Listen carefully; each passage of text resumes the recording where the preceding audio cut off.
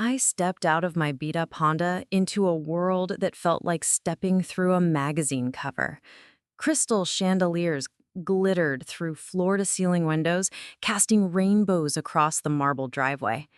Valets in crisp white shirts rushed past me like I was invisible, their arms full of designer luggage from the Bentleys and Mercedes lined up like expensive jewelry.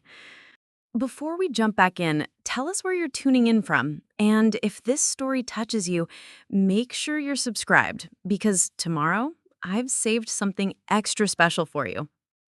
The Reyes estate stretched before me like something from a dream or a nightmare, depending on your perspective.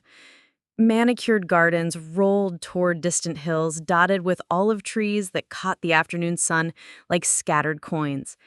The air smelled of jasmine and old money, a combination that always made my stomach twist. I'd driven 4 hours from my tiny apartment in the city for this weekend gathering. Mom, Isabella, had called it a family celebration, though she'd made it clear my invitation was more obligation than welcome.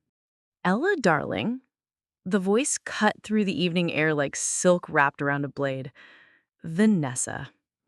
My sister glided down the front steps in a champagne-colored gown that probably cost more than my monthly rent. Her dark hair was swept into an elegant chignon, diamond earrings catching the light with every step. She looked like she belonged here. She looked like she was born for this. I looked like the help. "You made it," she said, air kissing near my cheek without actually touching me. Her perfume was expensive, something French that whispered wealth in every note. "That's an interesting dress." The way she said interesting made it sound like a disease. "It's vintage," I said, trying to keep my voice steady. "Oh, how resourceful of you." Behind her, guests milled around the grand entrance, their laughter floating through the air like champagne bubbles. Women in silk and cashmere, men in perfectly tailored suits. They belonged to Vanessa's world, the world I'd never quite fit into no matter how hard I'd tried. "Mother's been asking about you," Vanessa continued, though her tone suggested Mother's inquiries weren't exactly warm. "She's in the blue sitting room with the Worthington family. You remember them, don't you? Their son just made partner at Goldman Sachs." Another reminder of how my own modest career at a nonprofit paled in comparison to the golden achievements Vanessa collected like trophies. "I'll find her." "Oh, and Ella." Vanessa's smile was sharp as glass. "Try not to, well, you know, just be yourself, but perhaps a little less so." She swept away before I could respond, leaving me standing alone with my overnight bag and the weight of her words pressing against my chest. The front doors were massive, dark wood carved with the family crest, eagles and roses intertwined like promises of power. I pushed through them into a foyer that could house my entire apartment. A chandelier the size of a small car hung overhead, casting prisms of light across walls lined with oil paintings of stern-faced ancestors. All of them seemed to be staring at me with disapproval. "Miss Ella?" I turned to find Carmen, the head housekeeper, approaching with a gentle smile. She'd worked for the family since I was a child, one of the few people in this house who'd ever looked at me with genuine warmth.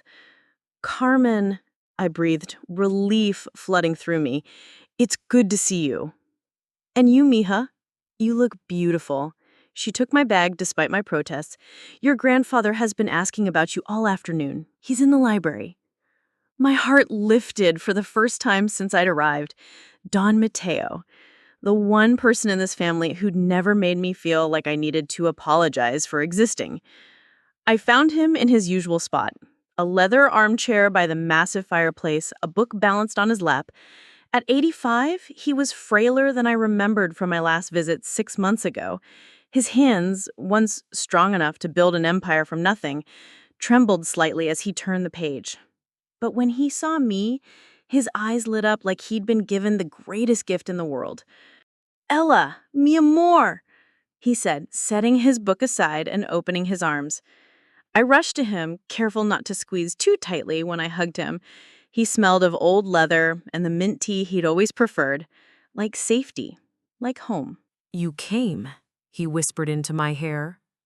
"Of course I came. I wouldn't miss seeing you." He pulled back to study my face, his wettered hands cupping my cheeks. "You look tired, Nieta. They're not treating you well in the city?" I forced a smile. "I'm fine, abuelo. Just work stress." His eyes, still sharp despite his age, saw through my lie immediately. They always had. While the rest of the family saw my struggles as weakness, Don Mateo saw them as proof of my strength.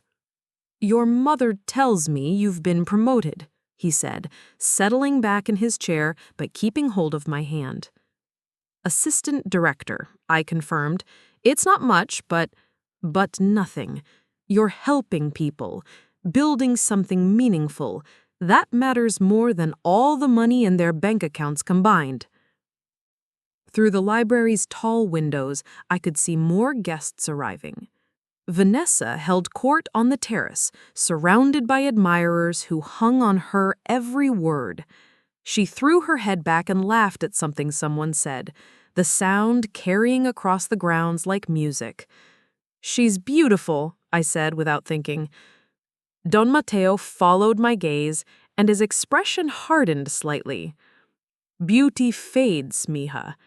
Character is forever." Before I could respond, the library doors burst open. Isabella, my mother, swept in wearing a burgundy gown that hugged her still impressive figure. Her dark hair was pulled back in a severe bun that emphasized her sharp cheekbones and sharper eyes. "Ella," she said, her voice carrying the particular tone she reserved for disappointments. "There you are." She looked me up and down with the clinical precision of a surgeon examining a tumor. Her lips pressed into a thin line. "That dress is adequate.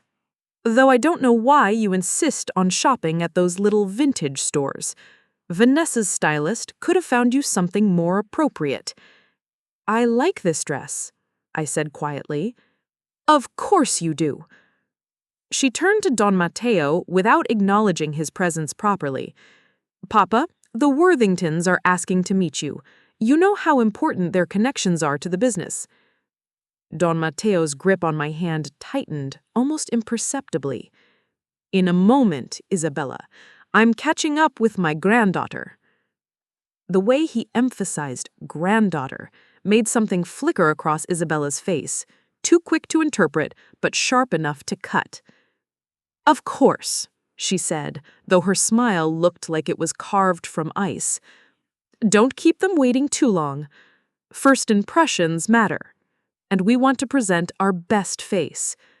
Her eyes found mine when she said, "best face," and the message was crystal clear. I wasn't it. After she left, Don Mateo was quiet for a long moment. When he finally spoke, his voice was softer than usual. "Ella, I want you to remember something this weekend. Blood doesn't make family. Love does. Loyalty does. And sometimes," he paused, studying my face with an intensity that made me feel like he was trying to memorize it, "sometimes the people who matter most are the ones others overlook."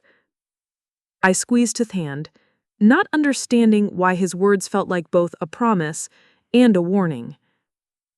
"I should let you go meet the Worthingtons," I said, starting to rise. "Stay," he said firmly. "Let them wait.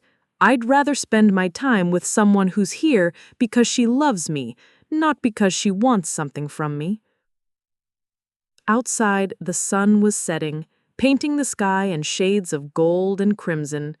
Soon dinner would begin, and with it the subtle cruelties and careful humiliations that had marked every family gathering since I was old enough to understand I was different. But for now, in this quiet library with my grandfather's hand warm in mine, I felt like I belonged somewhere. I just didn't know yet how much that belonging would cost, or what it would ultimately be worth. The dining room blazed with enough candlelight to power a small city.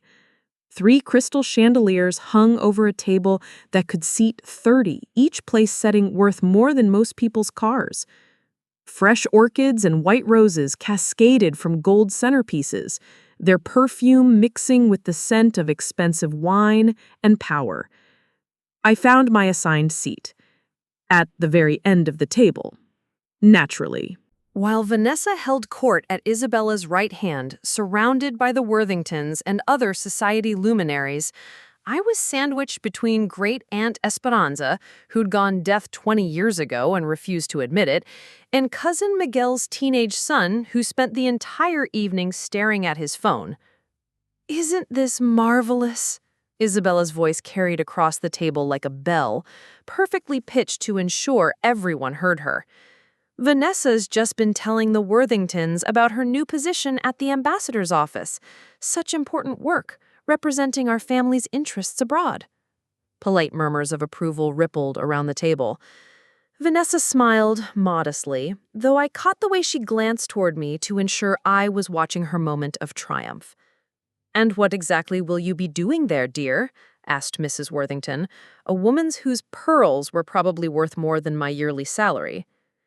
"Cultural liaison work, primarily," Vanessa said, her voice smooth as cream.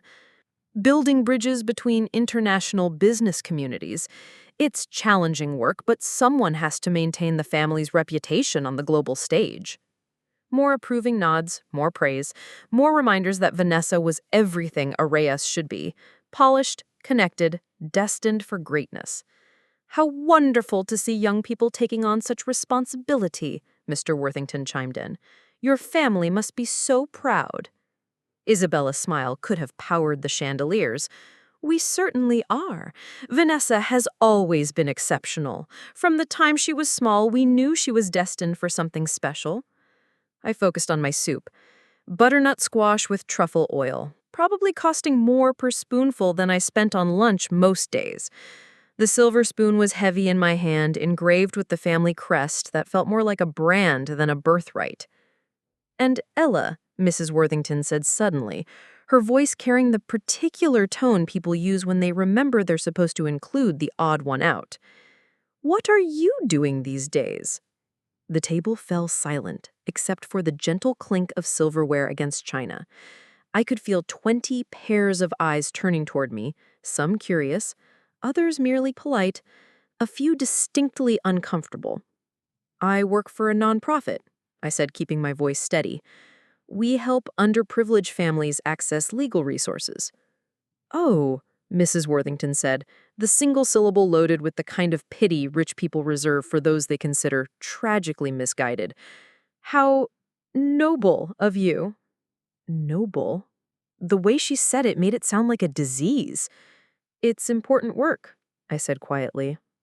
"Of course it is, darling," Isabella cut in smoothly. "Ella's always had such a charitable heart. Though, of course, charity work doesn't pay the bills, does it? We've had to help her out quite a bit over the years." My cheeks burned. Every check that had kept me afloat through college, every loan that had helped me make rent during graduate school, none of it had come from Isabella. Every penny had been Don Mateo's quiet generosity, given with strict instructions that I never mention his help to the rest of the family. But I couldn't say that. Not here. Not now. "Some things matter more than money," I said instead. Vanessa laughed, a sound like tinkling glass that somehow managed to cut. "That's exactly what people say when they don't have any." The table erupted in polite laughter, the kind that sounds supportive but feels like a slap. I forced myself to smile along, even as shame crawled up my throat like bile. "No, no," Don Mateo said from his place at the head of the table. His voice wasn't loud, but something in it commanded attention. The laughter died immediately. Isabella's smile tightened at the corners. Vanessa's laugh sounded forced when she tried to brush off the comment about philosophers and their theories. But Don Mateo wasn't finished. "Ella," he said, raising his wineglass slightly in my direction, "tell us about the family you helped last month, the one with the immigration case."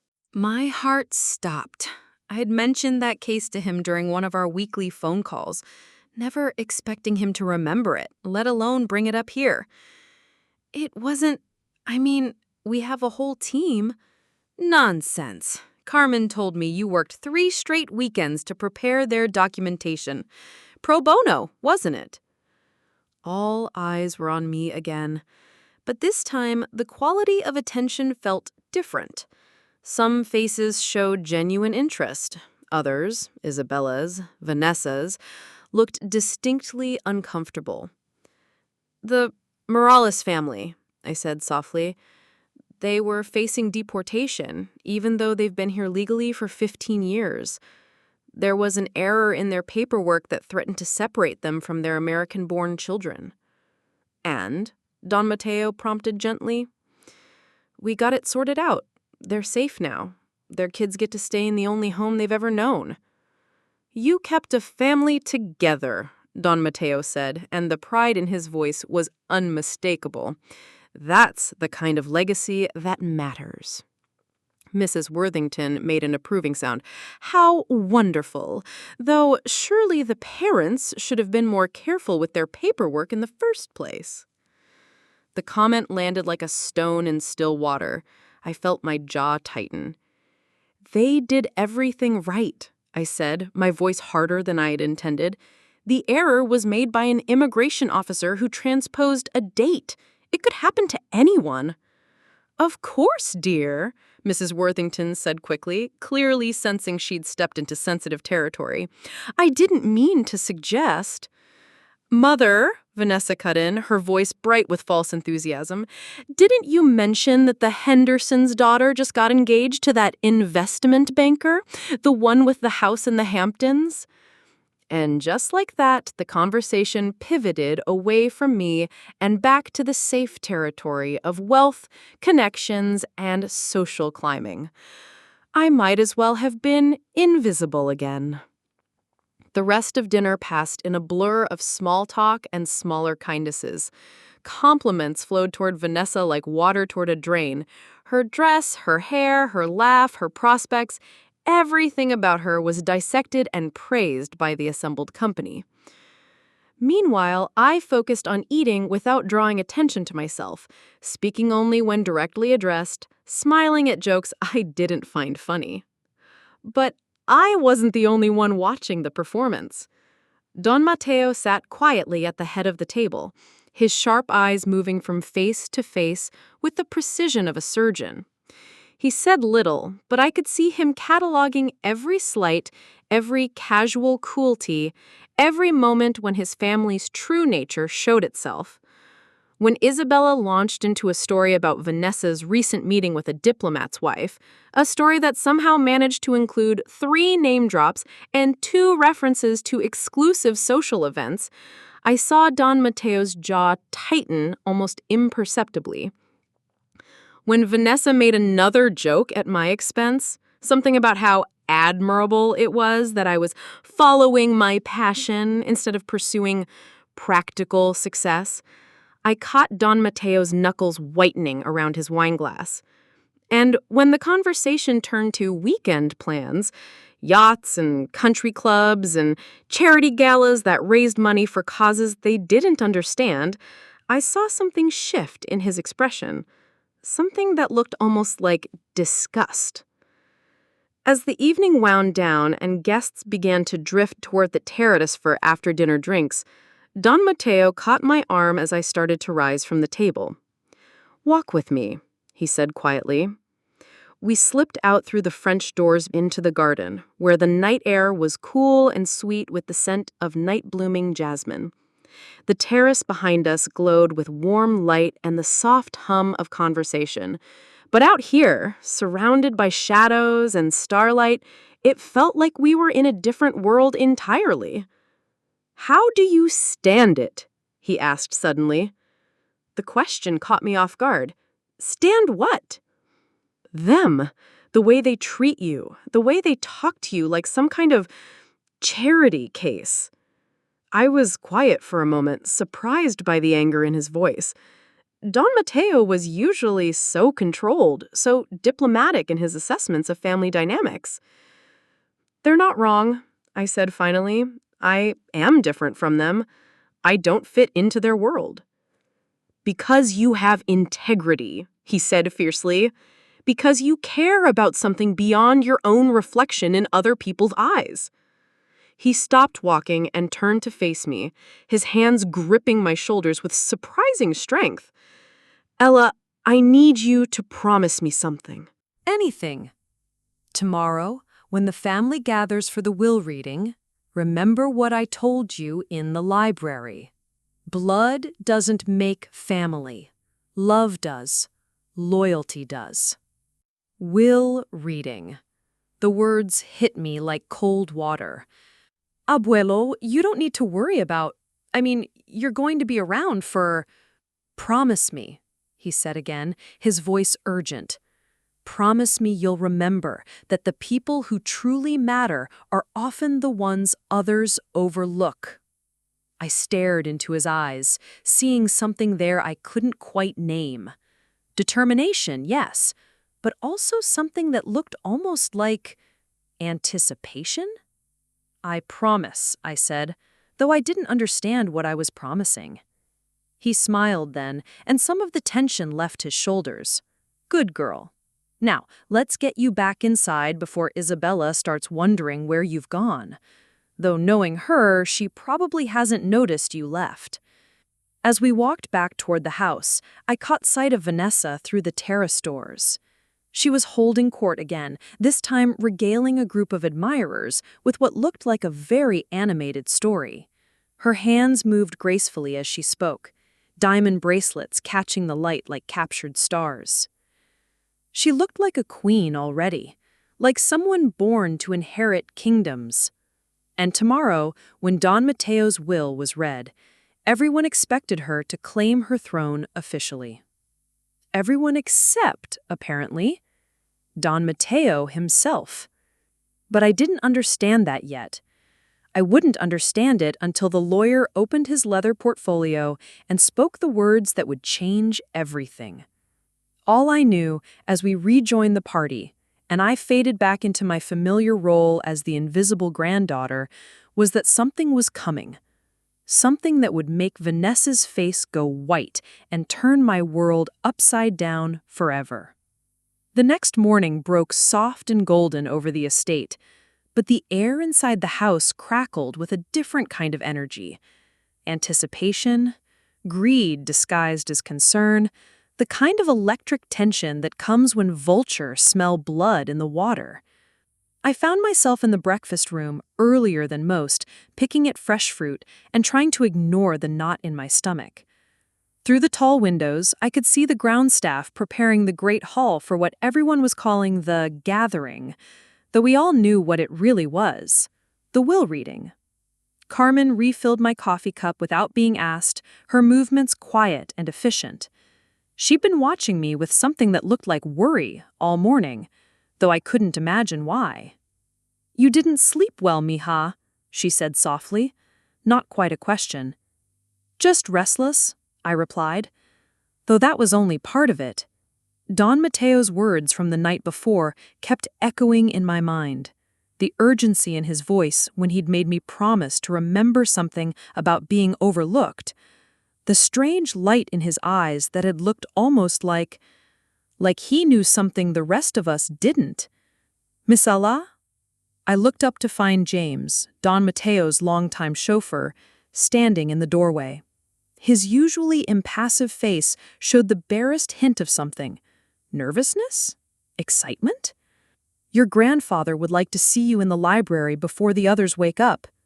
My heart skipped. "Is everything okay?" "He's fine, miss. Just said it was important."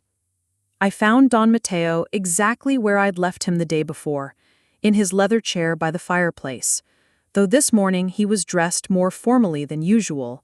His best suit, the navy one he wore to board meetings and important occasions. His silver hair was combed back with extra care, and his shoes gleamed with fresh polish. He looked like a man preparing for something significant. "There you are," he said, rising to greet me with a gentle embrace. "Sit with me. We don't have long before the circus begins." I settled into the chair across from him, accepting the cup of mint tea he pressed into my hands. For a moment, we sat in comfortable silence, watching dust motes dance in the morning light streaming through the tall windows. "Do you know what today is, Nieta?" he asked finally. "The will reading," I said, though something in his tone suggested he meant something deeper. Today is the day truth comes to light. He reached into his jacket pocket and withdrew something small and gleaming, a silver locket I'd never seen before, delicate and obviously old. This belonged to your grandmother. She wore it every day until she died. My throat tightened. I barely remembered Abuela Rosa, who'd passed when I was very young, but I knew how much Don Mateo had loved her. "I want you to have it," he said, fastening it around my neck with gentle, careful fingers. "She would have wanted you to have it. She would have seen what I see." "What do you see?" I whispered. He cupped my face in his weathered hands, studying me with those sharp eyes that seemed to see straight through to my soul. "I see a woman who visits an old man every month not because she has to, but because she wants to. I see someone who works with families like the Morales, giving her time and heart for people who can't pay her. I see integrity, kindness, the kind of strength that doesn't need to announce itself." Tears pricked at my eyes. "Abuelo, I also see someone this family has underestimated for far too long. That ends today." Before I could ask what he meant, voices drifted in from the hallway. The rest of the family was stirring, preparing for the main event. Don Mateo's expression shifted, becoming carefully neutral. "Remember what I told you about being overlooked," he said quietly. "Sometimes that's the best place to watch from. You see things others miss when they think you don't matter." He stood, smoothing his suit jacket with the precision of a general preparing for battle. "Now, let's go give them a show they'll never forget." By 10 o'clock, the great hall was packed. The entire Reyes family had descended like locusts, aunts, uncles, cousins, and their various hangers-on, all wearing their best clothes and most somber expressions. Mourners at a funeral that hadn't happened yet. I found myself relegated to the back rows again, squeezed between distant relatives who acknowledged my existence with barely polite nods. Meanwhile, Isabella held court in the front row, Vanessa beside her like a crown princess awaiting coronation. "This is so morbid," I heard Cousin Patricia whisper to her husband, "reading a will when the man's still alive." "Standard practice for estates this size," her husband replied knowingly, though I doubted he'd ever been involved in anything approaching the Reyes fortune. "Probably worth 8 figures, maybe 9. Smart to get everything sorted while he's still competent." Around me, similar conversations buzzed like flies. Speculation about the size of the inheritance, who would get what, how the family business interests would be divided. Most of the talk centered around Vanessa, which wasn't surprising. She'd been groomed for this role since childhood, the perfect granddaughter, the family's golden future. Isabella had made sure everyone knew it. "Of course Vanessa will inherit the majority," I heard Aunt Carmen telling someone behind me. "She's the one with the business sense, the social connections. She understands what it means to be a Reyes." The implication hung in the air like smoke. Unlike some people. At precisely 11 o'clock, the family lawyer entered the room. Mr. Garrison was a thin, austere man who'd handled Don Mateo's legal affairs for over 30 years. He carried a leather portfolio that seemed to command its own gravity. Everyone's eyes locked onto it like iron filings drawn to a magnet. Don Mateo followed, walking slowly but steadily to his chair at the front of the room. He looked pale in the morning light streaming through the hall's stained glass windows, more fragile than I'd ever seen him. But his eyes were alert and sharp as they swept over the assembled crowd. They found mine in the back rows, and he smiled, just barely. Just enough for me to see. "Thank you all for gathering today," Mr. Garrison said, his voice carrying easily through the sudden silence. "As you know, Don Mateo has asked me to review the contents of his last will and testament with the family present. This is not unusual for estates this size and complexity." Isabella nodded approvingly, her hand resting possessively on Vanessa's arm. Vanessa herself looked composed but alert, like an actress waiting for her cue. Before we begin, Mr. Garrison continued, I want to emphasize that this document represents Don Mateo's final wishes, carefully considered and legally binding. The decisions outlined here were made over many months of consultation and reflection. More nodding from the audience. A few people shifted in their seats, but the attention was absolute. Mr. Garrison opened his portfolio and withdrew a thick document bound in leather. The rustle of paper seemed unnaturally loud in the hushed room. The will begins with standard provisions for household staff and charitable donations, he read, his voice professionally neutral. To Carmen Delgado, who has served this family with dedication for 25 years, $50,000 and a pension for life. Murmurs of approval. Carmen, standing near the back of a room, pressed her handkerchief to her eyes. To James Morrison, chauffeur and loyal employee, $25,000 and full medical benefits through retirement. More murmurs.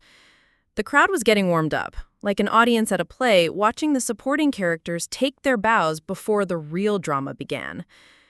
Mr. Garrison read through a dozen more bequests, meaningful amounts to longtime employees, generous donations to various charities, specific items left to particular family members, a gold watch to Uncle Eduardo, grandmother's china to Aunt Mercedes, the vintage wine collection divided among the male cousins. Through it all, Vanessa sat serene and patient, a queen waiting for her crown.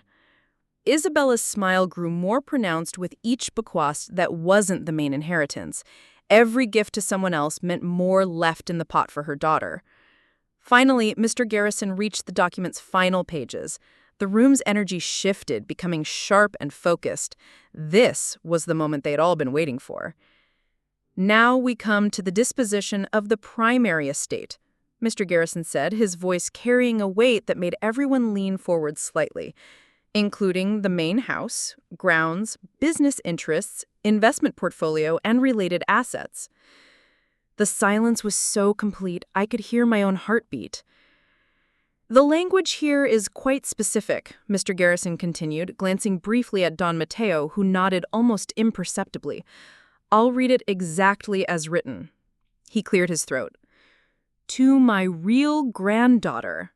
The words hung in the air like a blade about to fall. Around me, I could feel the collective intake of breath, the moment of perfect anticipation before the expected name. Vanessa straightened in her chair, preparing to receive her due. Isabella's smile reached its peak, triumphant and satisfied. The rest of the family leaned forward, ready to offer their congratulations to the new head of the dynasty. Mr. Garrison's eyes found mine across the crowded room. To my real granddaughter, Ella Reyes, I leave the estate, all business interests, investment portfolios, and full authority over the family trust. For a heartbeat, the silence was so complete it felt like the world had stopped breathing. Then chaos erupted. What? Isabella's voice cracked like a whip across the room. She shot to her feet so fast her chair toppled backward, the crash echoing through the stunned silence. Mr. Garrison, unflappable as always, simply adjusted his glasses and continued reading. The estate includes the main house, all subsidiary properties, the vineyard operations, and controlling shares in Reyes Industries, valued at approximately— Stop! Isabella's face had gone from pale to burning red in seconds. This is absurd. Richard, do something. My father, who'd been silent through the entire reading, looked like a man watching a car accident in slow motion. His mouth opened and closed soundlessly, his eyes darting between Isabella, Don Mateo, and me, with the desperate confusion of someone whose entire world had just shifted off its axis. Around me, the family erupted in whispers that quickly crescendoed into barely contained shouts. Did he say Ella? The whole estate? This can't be legal. She's nobody. She works at a nonprofit. But I couldn't focus on their voices. My entire body felt numb, disconnected, like I was watching someone else's life unfold on a movie screen. The silver locket Don Mateo had given me that morning felt warm against my throat, the only thing tethering me to reality. Vanessa hadn't moved. She sat frozen in her chair like a statue carved from ice, her perfectly composed face a mask of shock. For the first time in my life, I saw her completely without words, without her razor-sharp wit or casual cruelty. She looked young suddenly, vulnerable, human, almost. "This is fraud," Isabella declared, her voice rising to a pitch that made crystal glasses ring in sympathy. "She manipulated him, an old man with declining faculties." "My faculties are perfectly intact, Isabella." Don Mateo's voice cut through the noise like a blade through silk. He rose from his chair with more strength than I'd seen from him in months, his presence suddenly commanding the room with the authority that had built an empire from nothing. Every voice fell silent. "As are my reasons for this decision," he continued, his sharp eyes sweeping over the assembled family, "which I'm happy to explain to anyone who's interested in truth rather than their own wounded pride." Isabella's mouth snapped shut, but her eyes burned with a fury that could have melted steel. Beside her, Vanessa finally found her voice. "Grandfather," she said, and for the first time, she sounded uncertain, small. "I don't understand. What did I do wrong?" The question hung in the air, and something in Don Mateo's expression softened slightly. Not enough to change his mind, but enough to show that this hadn't been easy for him either. "It's not what you did wrong, mija. It's what she did right." His eyes found mine across the room, and in them I saw something I'd never recognized before. Not just love. I'd always known he loved me. But respect. Pride. The kind of validation I'd spent my entire life searching for from this family. "Ella," he said, his voice carrying clearly through the stunned silence, "come here." Every eye in the room turned to watch me walk the longest 20 steps of my life. My legs felt like water, but somehow they carried me to the front of the room, past relatives who stared at me like I'd grown a second head, past Vanessa who looked at me with something I'd never seen before, fear. When I reached Don Mateo, he took my hands in his weathered ones, and for a moment, the rest of the room disappeared. "Are you ready for this, Nieta?" he asked quietly, so only I could hear. I wanted to say no. I wanted him to take it back, to give the inheritance to someone who knew how to handle it, someone who belonged in this world of power and money and impossible expectations. Instead, I squeezed his hands and nodded. Because I trusted him. Because in a room full of people who had spent my entire life making me feel invisible, he had seen me. Really seen me. And if he believed I was worthy of this, then maybe, just maybe, I could learn to believe it too. "There are conditions," Mr. Garrison continued, consulting his documents with professional calm despite the emotional hurricane swirling around him. "What kind of stipulations?" Richard finally found his voice, though it came out as barely more than a croak. "All immediate family members will continue to receive monthly stipends from the trust, provided they treat the new executor with the respect due to their position. Any attempt to contest the will or undermine Miss Ella's authority will result in immediate termination of benefits." The implications hit the room like a physical blow. Isabella, who had built her entire identity around controlling the Fortune family, would now be dependent on me, the daughter she'd spent decades dismissing and demeaning. Vanessa, who had expected to inherit an empire, would now need to ask me for permission to access family funds. The uncles and cousins who had treated me like an unwelcome guest at my own family gatherings would now have to show me respect or lose their comfortable lives entirely. "This is blackmail!" Uncle Eduardo sputtered, his face purple with indignation. "This is justice," Don Mateo replied calmly, "though I understand the two might look similar to someone unaccustomed to experiencing the latter." Aunt Mercedes, who had never spoken to me without condescension, suddenly stepped forward with a bright, brittle smile. "Ella, darling, congratulations. We always knew you were special." The transparent attempt at damage control would have been laughable if it weren't so pathetic. Around the room, I could see other relatives making similar calculations, their expressions shifting from shock to acceptance to carefully crafted warmth as they realized their financial futures now depended on the woman they'd spent years treating like a second-class citizen. But Isabella wasn't backing down. "I won't accept this," she declared, her voice shaking with rage. "Vanessa is the rightful heir. She's the one who understands this family, who knows how to handle responsibility, not some bleeding heart who gives away money to illegal immigrants and works for pennies." The casual cruelty in her voice, the same tone she'd used my entire life, sparked something inside me that had been dormant too long. The invisible daughter, the family disappointment, the girl who had spent 28 years apologizing for existing. That girl was gone. "Illegal immigrants?" I said, my voice carrying a steel I didn't know I possessed. "You mean the Morales family, who were here legally for 15 years before a clerical error threatened to destroy their lives. The family I helped keep together while you were spending grandfather's money on designer handbags?" Isabella's face flushed deeper. "Don't you dare! Or do you mean the Herrera family? The one where the father worked 3 jobs to support his sick wife and still couldn't afford a lawyer when his employer tried to cheat him out of workers' compensation? I worked 60-hour weeks for free to get him justice, while you spent your weekends at the country club complaining about the help." Around the room, relatives shifted uncomfortably.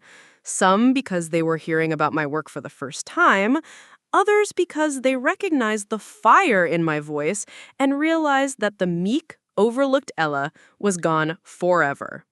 "That's enough," Don Mateo said quietly, but his eyes were shining with something that looked like pride. "Isabella, you have a choice to make. Accept the will with grace and maintain your family support, or contest it and lose everything. The decision is yours."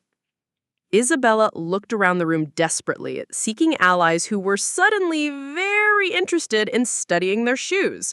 Even Vanessa remained silent, still processing the magnitude of what had just happened. Finally, her gaze landed back on me. And for the first time in my life, when my mother looked at me, I saw fear. Not disappointment, not disdain, not pity. Fear. Because she finally understood what Don Mateo had seen all along. The real granddaughter had been standing right in front of them the entire time. They just hadn't been looking. Don Mateo moved to the center of the room with surprising strength, commanding attention without raising his voice. The chaos that had erupted moments before settled into uneasy silence as family members realized the patriarch wasn't finished. "You want to know why," he said, his weathered hands clasped behind his back. His eyes swept over the assembled faces, some shocked, others calculating, a few openly hostile. When his gaze reached Isabella, she lifted her chin defiantly, but I caught the trimmer in her hands. 28 years ago, Don Mateo began, his voice carrying the weight of long-held truths. When Ella was born, I watched this family make a choice. Not consciously, perhaps, but a choice nonetheless. He paused, letting the words settle like dust in sunlight. "Isabella, you looked at your daughters and decided one was worth your investment and one was not.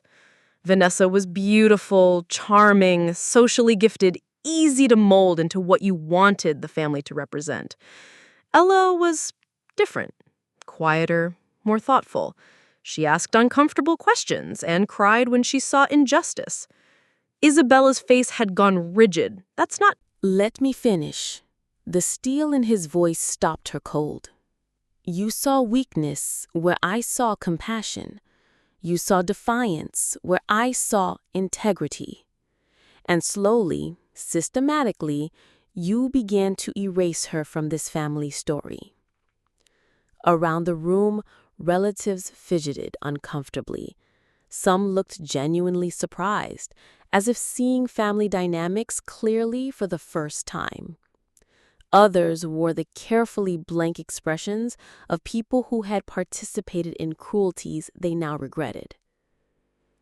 When Ella was 7, Don Mateo continued, she came to me crying because her mother had thrown away her science project, the one about helping homeless animals.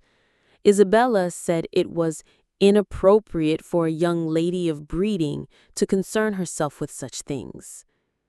I remembered that day. I'd worked for weeks on that project, interviewing veterinarians and researching animal shelters. When Isabella found it, she'd called it embarrassing and deposited it in the trash like it was contaminated. When she was 12, she asked if she could use her birthday money to buy Christmas presents for the children at the local orphanage.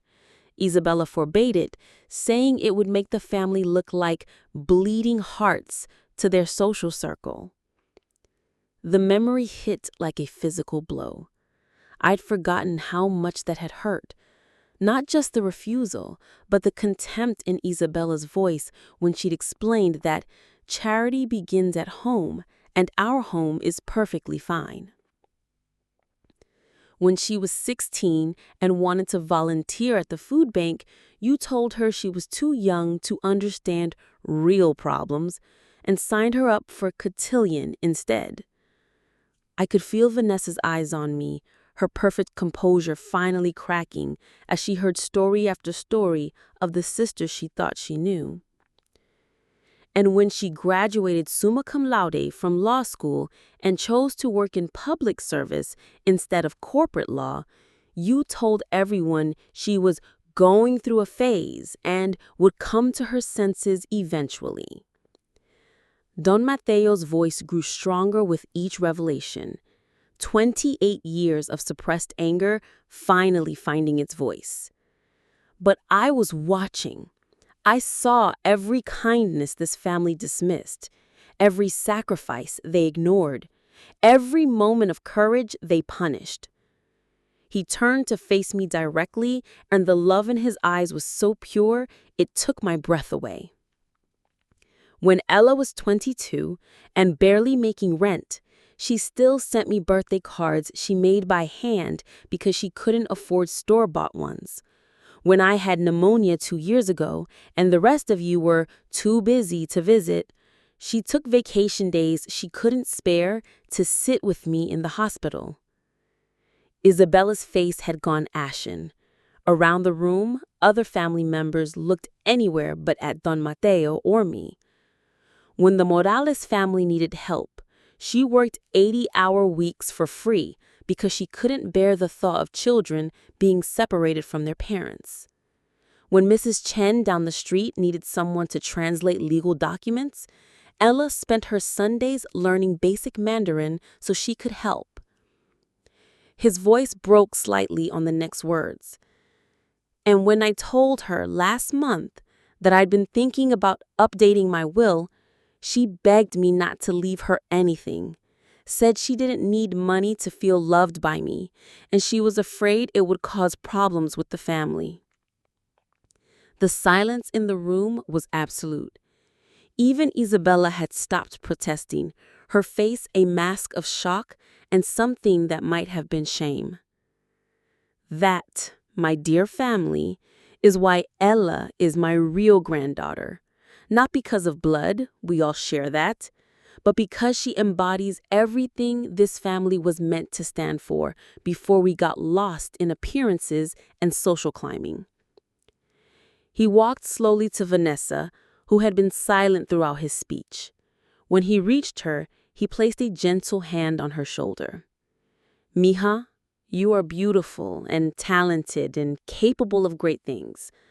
But you've been raised to see success as something you take from others rather than something you build through service.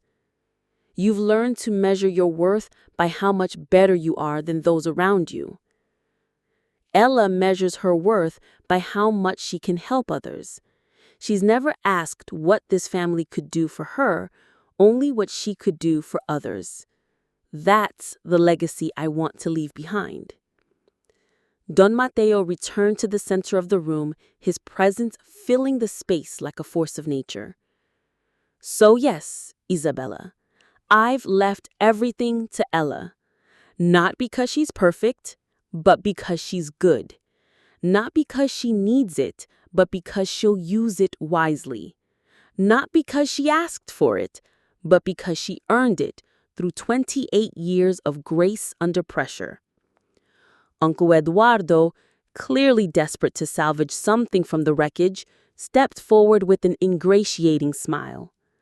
Of course, Papa, we all respect your decision. Ella will make a wonderful head of the family. The sudden reversal was so transparent it was almost comical.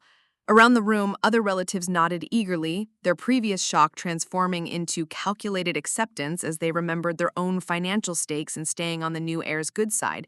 But Don Mateo wasn't finished. "There's one more thing," he said, his voice carrying a warning that made everyone freeze. "The monthly stipends I mentioned aren't charity. They're conditional." Mr. Garrison cleared his throat and consulted his notes. The stipulations are quite specific. Family members will receive financial support only as long as they demonstrate genuine respect for Miss Reyes and her position. Any attempt to undermine, manipulate, or disrespect her will result in immediate termination of benefits. "What constitutes disrespect?" Richard asked nervously. "Treating her as less than equal," Don Mateo replied simply.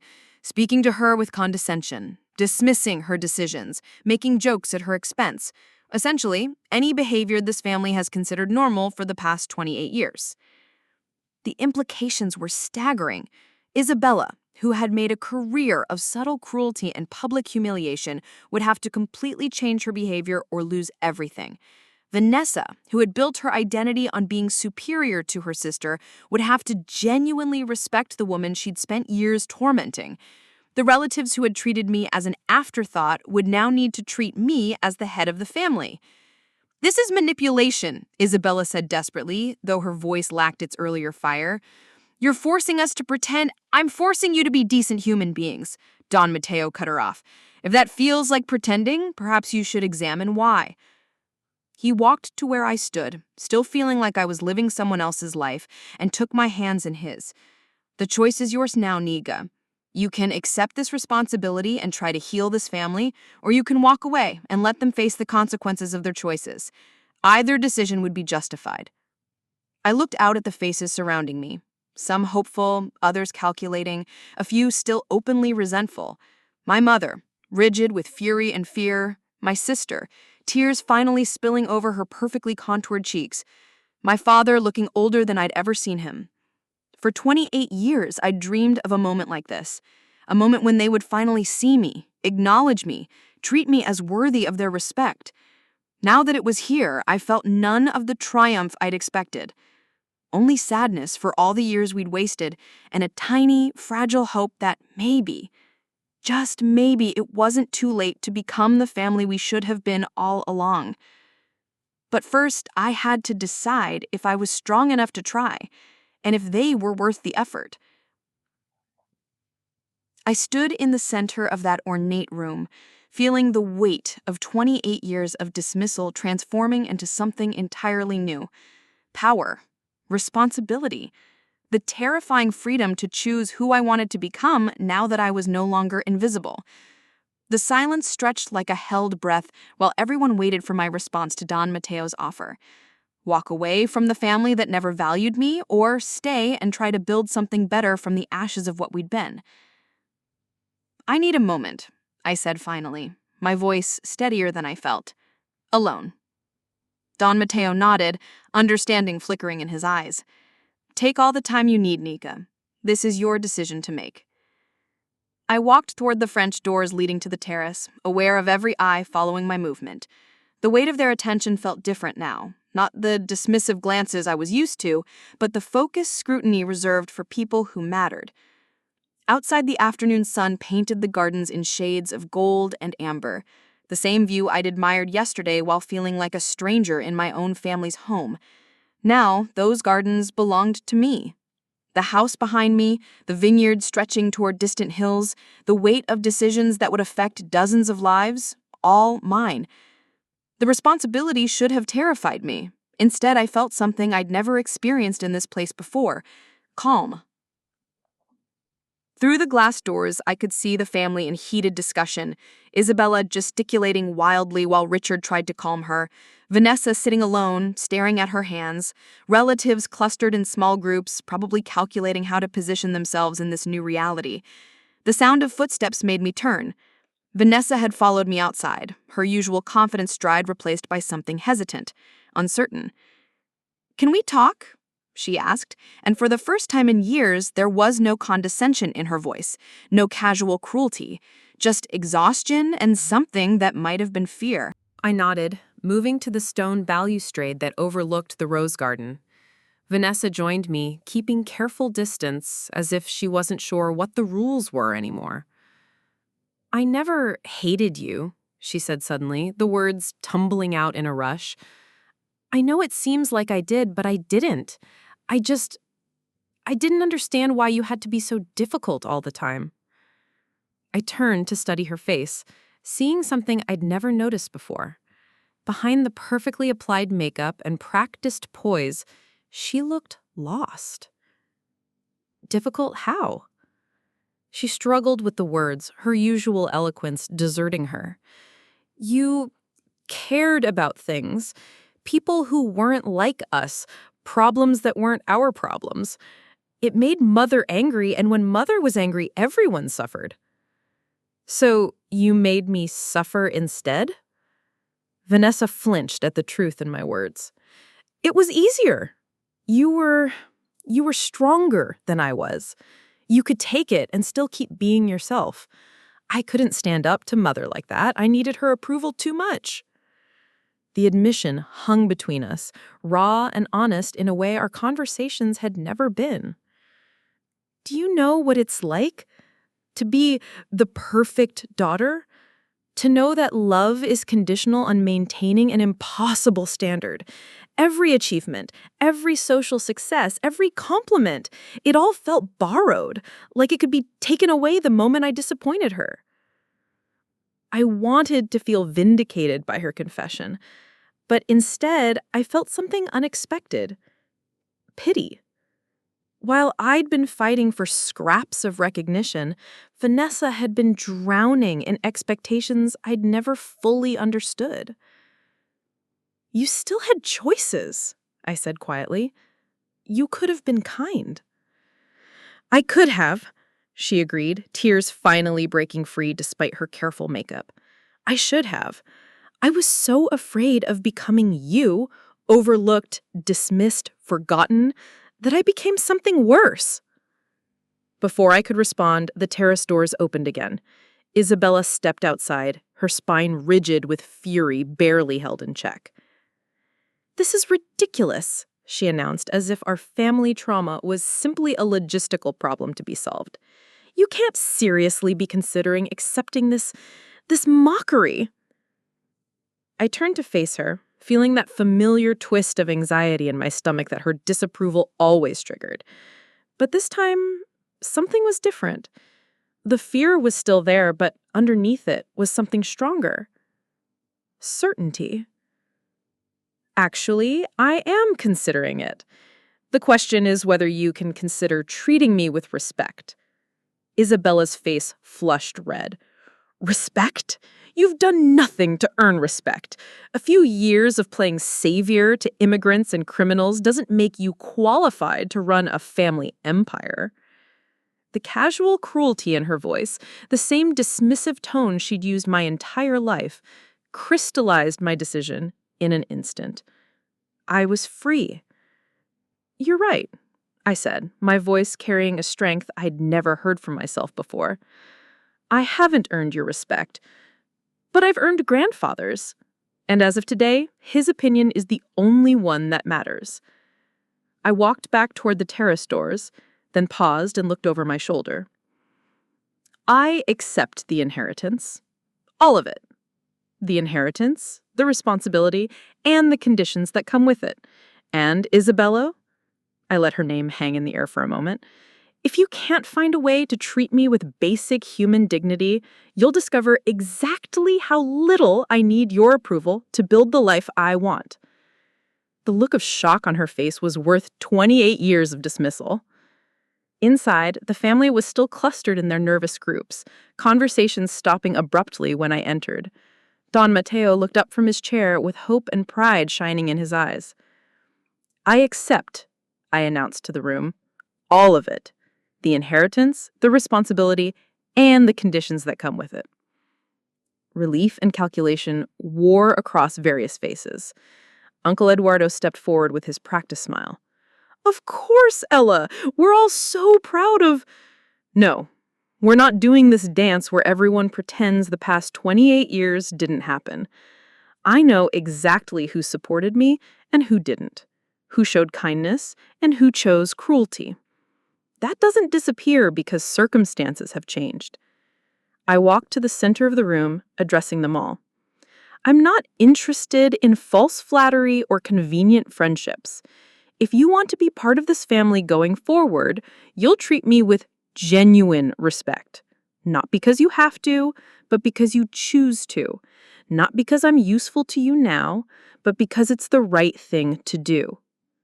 Carmen stepped forward from where she'd been standing quietly near the wall. "Miss Ella, if I may, the staff have always seen your kindness. We're honored to serve under your leadership." Thank you, Carmen. That means more than you know. James, Don Mateo's chauffeur, nodded respectfully. "It's been a privilege to watch you grow into the woman you are, miss." These people, the ones my family had barely acknowledged, offered more genuine warmth than I'd received from blood relatives in decades. "The monthly stipends grandfather mentioned will continue," I said, looking directly at Isabella. "But they're not entitlements, they're opportunities. Opportunities to show that this family can be better than it has been." Isabella opened her mouth to protest, but Richard surprised everyone by placing a restraining hand on her arm. "Ella's right," he said quietly, speaking up for perhaps the first time in years. I haven't been the father you deserved. If you're willing to give us another chance, I'd like to try to do better." The words hit me unexpectedly hard. In all my fantasies of this moment, I'd imagined dramatic confrontations and bitter triumph. I hadn't expected this quiet moment of accountability from the parent who disappointed me through absence rather than active cruelty. "I'd like that too, Dad," I said softly. Don Mateo struggled to his feet, and immediately I was at his side, offering support he accepted with a grateful smile. "I'm proud of you, Nieta. Your grandmother would be proud too."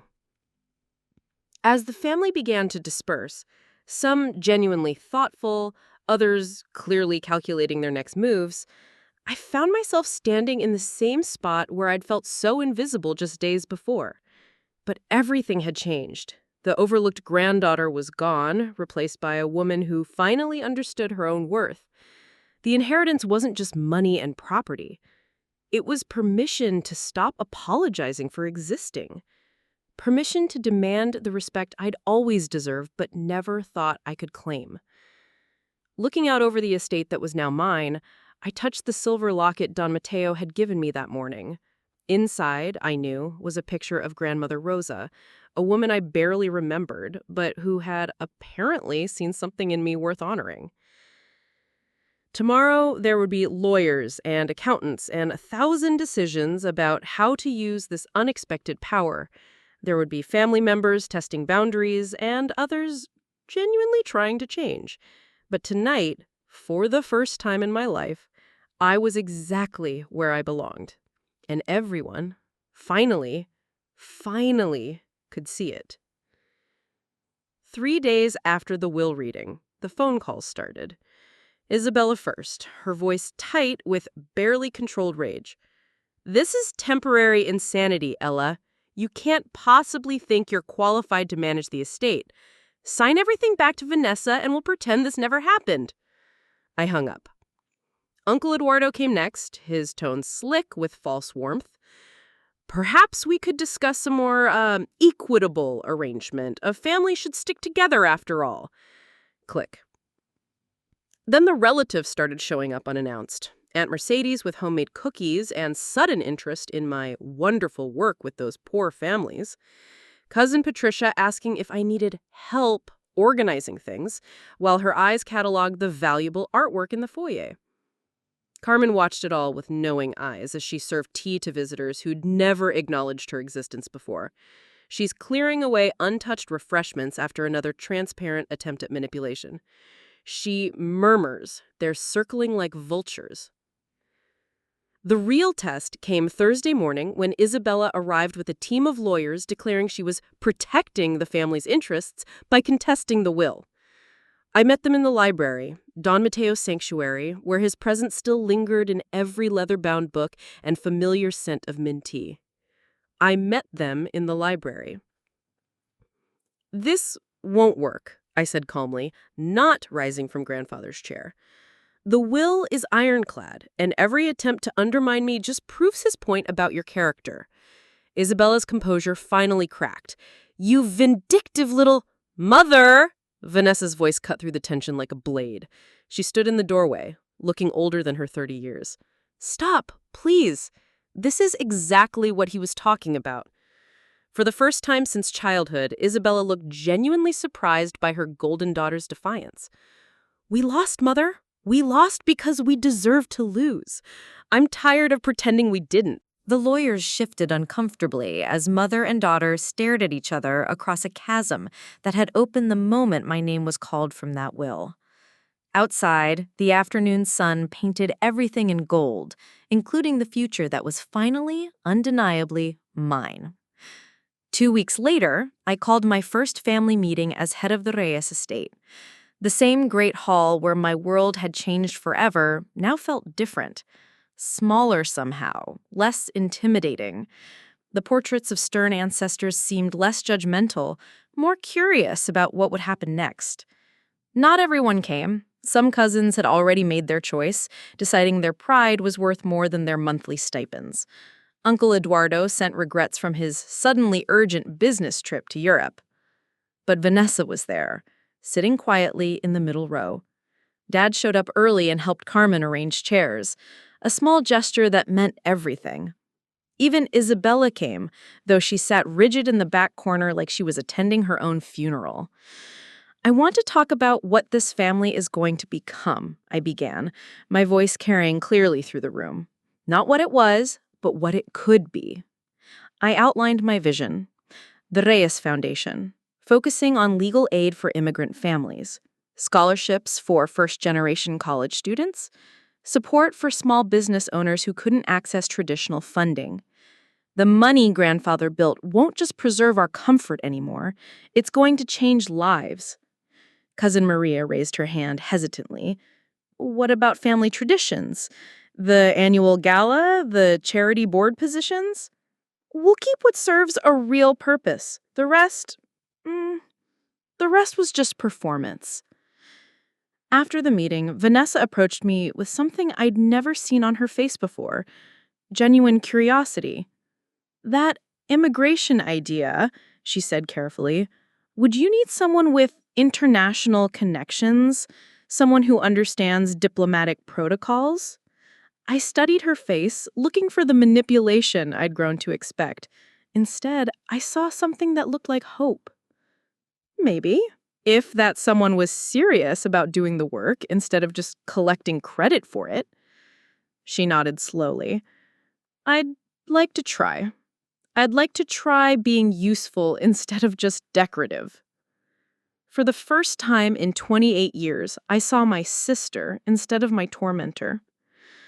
Then, let's try together. 6 months later, I stood in the same greenhouse where I'd once hidden from family gatherings, but everything had changed.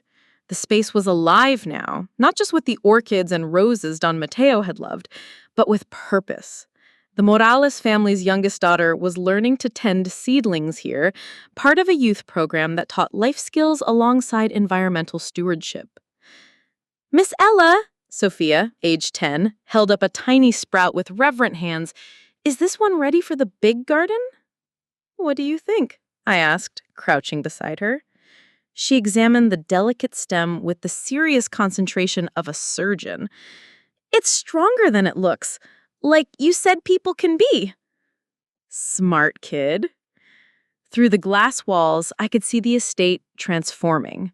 The East Wing now housed our legal clinic, where families like the Herreras could get help without shame or judgment. The formal dining room had become a conference space where real solutions were crafted instead of social gossip. Vanessa emerged from the main house, her designer heels replaced by sensible flats, her perfectly styled hair pulled back in a practical ponytail. She'd thrown herself into the foundation work with an intensity that surprised everyone, especially herself. "The immigration lawyer is here. Ready for the Henderson case review?" I nodded, brushing soil from my hands. 6 months ago, the idea of working alongside Vanessa would have been unthinkable. Now she was proving to be as capable at serving others as she'd once been at serving herself. Isabella still struggled with the new reality, but even she was making progress. Small steps, like actually listening when I spoke, or helping Carmen with holiday preparations instead of just issuing orders. As I walked back toward the house, I touched the silver locket that still hung around my neck. Inside was that picture of Grandmother Rosa, but also something else now. A tiny photo of Don Mateo from his last birthday, his eyes bright with pride as he looked at what we were building. "The real granddaughter," I whispered to the autumn air. He'd seen it in me before I could see it in myself. Now, finally, everyone else could see it too. 1 year later, I found Don Mateo's final letter in his desk drawer, one addressed to me, dated the day before the will reading. Ella, mi amor. If you're reading this, then you've claimed what was always yours. Not the money or the house, but your rightful place in this world. You were never the forgotten granddaughter. You were the one worth remembering. I smiled, tears blurring the carefully written words. Outside, children's laughter echoed from the community garden where the old rose beds used to be. Vanessa was teaching a business class in what was once Isabella's formal sitting room. Even Isabella was volunteering at the legal clinic, slowly learning what service actually meant. The family that once made me feel invisible had finally learned to see. Want to know what happened to the monthly stipends? Drop a comment below. I read every single one. Up next, you've got 2 more standout stories right on your screen. If this one hit the mark, you won't want to pass these up. Just click and check them out. And don't forget to subscribe and turn on the notification bell so you don't miss any upload from us.